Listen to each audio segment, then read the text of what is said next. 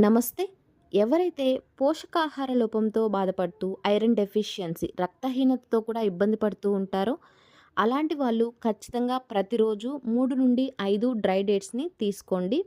మీకు రక్తహీనత వల్ల వచ్చే ఆ అలసట, నీరసం అనేది ఖచ్చితంగా తగ్గుతుంది. కాన్‌స్టిపేషన్ నుండి కూడా బయటపడొచ్చు వీటిని తీసుకున్నారు అంటే. ఇంకా వీటితో పాటుగా బాదం పప్పు గానీ, లేదంటే వేరుశనగ పప్పు కానీ ఏదైనా సరే నైట్ నానబెట్టేసి మార్నింగ్ అయినా తీసుకోండి. మార్నింగ్ నానబెట్టుకొని ఈవినింగ్ స్నాక్ టైంలో అయినా తీసుకోవడానికి ట్రై చేయండి.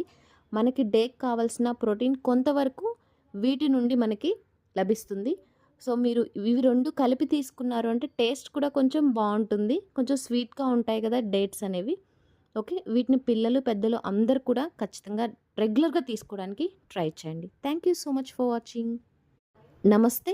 ఎవరైతే పోషకాహార లోపంతో బాధపడుతూ ఐరన్ డెఫిషియన్సీ రక్తహీనతతో కూడా ఇబ్బంది పడుతూ